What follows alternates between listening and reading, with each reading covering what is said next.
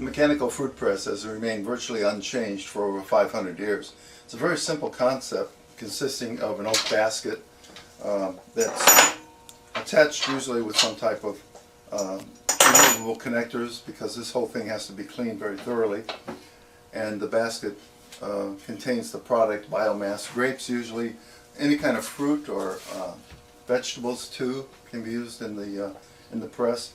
And the idea is basically that there's going to be a pressure from above here.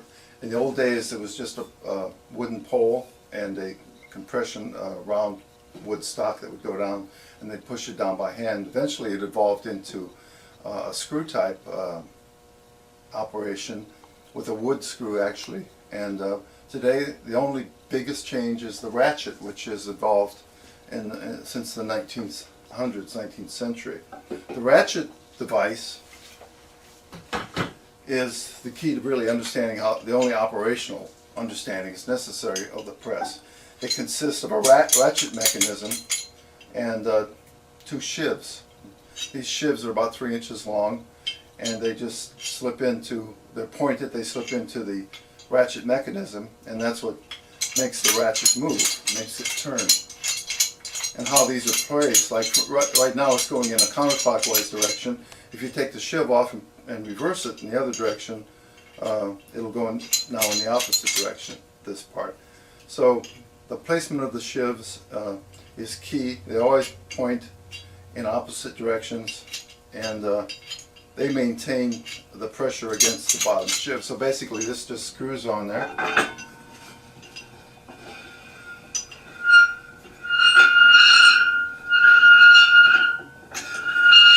And this is what gives us the pressure to squeeze the grapes or biomass that we have in there. And it's basically, this only works under pressure, but it's basically this type of action. And you can do this to lower it down. As it ratchets, it'll move down further. And it presses against the biomass. The way it presses against the biomass is simply an oak circle, an oak semicircle.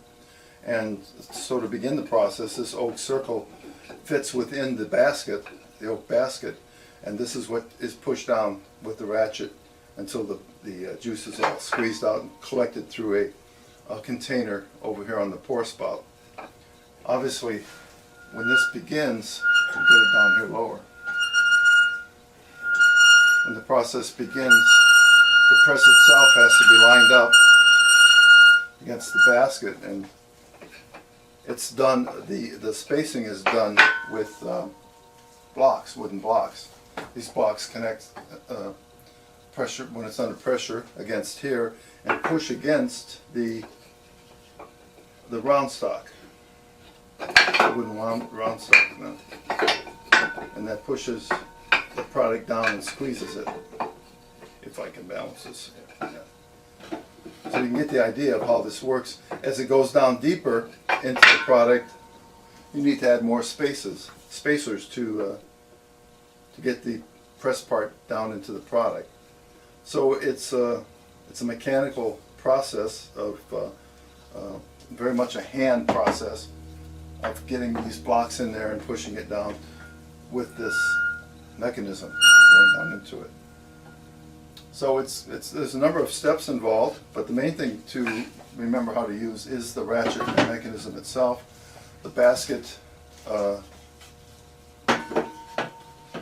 attachment and how it attaches to the product, and this is where the juice, of course, comes through.